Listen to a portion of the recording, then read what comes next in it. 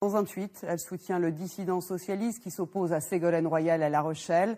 La compagne de François Hollande prend donc le contre-pied du PS et jette le trouble aujourd'hui. Reportage Marie-Pierre Courte. Droite en profite ce soir pour s'engouffrer dans la brèche, dénoncer un vaudeville et une confusion vie publique, vie privée.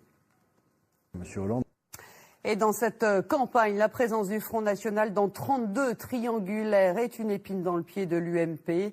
Le parti de Jean-François Copé a opté pour le ni Front National, ni Front Républicain. Un entre-deux qui oblige certains leaders de l'UMP à jouer avec les mots.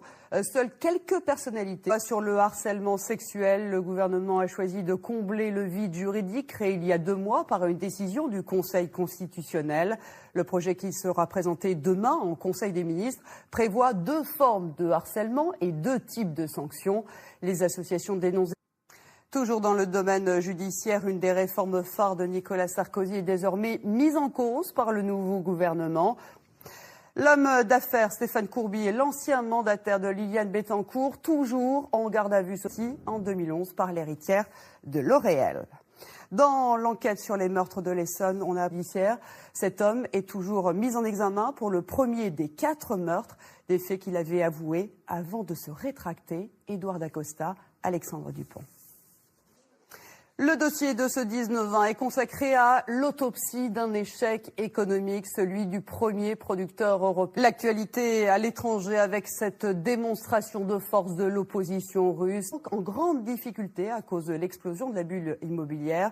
Aujourd'hui, 700 000 logements ne trouvent pas preneur, d'autres font l'objet de saisies et les villages fantômes se multiplient. En voici un à 40 km.